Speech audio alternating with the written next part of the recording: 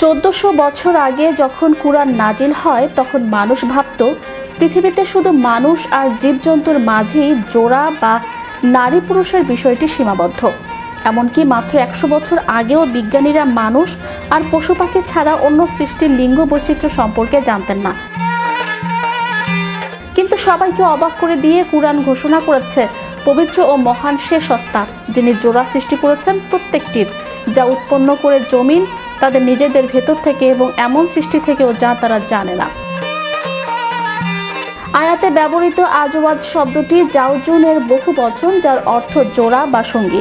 আরবিতে স্বামী স্ত্রীকে জাউজ ও জাওজা বলা হয়। এই শব্দটি দেখায় এক ধরনের জিনিসের মধ্যেই একে অপরের বিপরীত কিছু থাকতে পারে।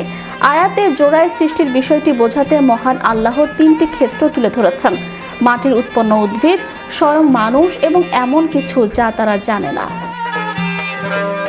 তৎকালীন মানুষ এই যা তারা জানে না অংশের গভীরতা বুঝত না, কিন্তু আধুনিক বিজ্ঞান প্রমাণ করেছে মহাবিশ্বের প্রতিটি কণা, এমনকি পরমাণুর গঠনও জোড়ায় গঠিত।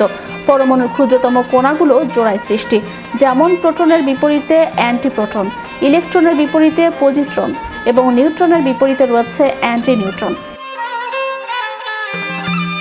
এই আবিষ্কারটি আধুনিক পদার্থবিজ্ঞানের অন্যতম সেরা সাফল্য, যার জন্য ব্রিটিশ বিজ্ঞানী পল ডিরাক 1933 সালে নোবেল পুরস্কার পান। ডিরাকের এই আবিষ্কার প্যারিটি নামে পরিচিত, যা প্রমাণ করে প্রতিটি পদার্থেরই একটি বিপরীতধর্মী জোড়া বা অ্যান্টিম্যাটার আছে।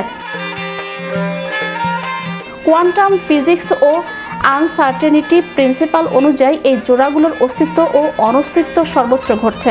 শুধু পদার্থবিজ্ঞান নয়, জীববিজ্ঞানেও ডিএনএ এর গঠন রয়েছে বেস পেয়ারিং।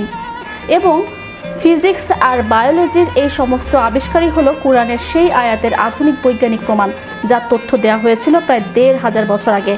এ কারণে তুরস্কের বিখ্যাত স্কলার ওস্তাদ সাইদ নুরসি বলেছিলেন, সময় যতই বয়স্ক হবে কুরআন ততই তরুণ হয়ে উঠবে।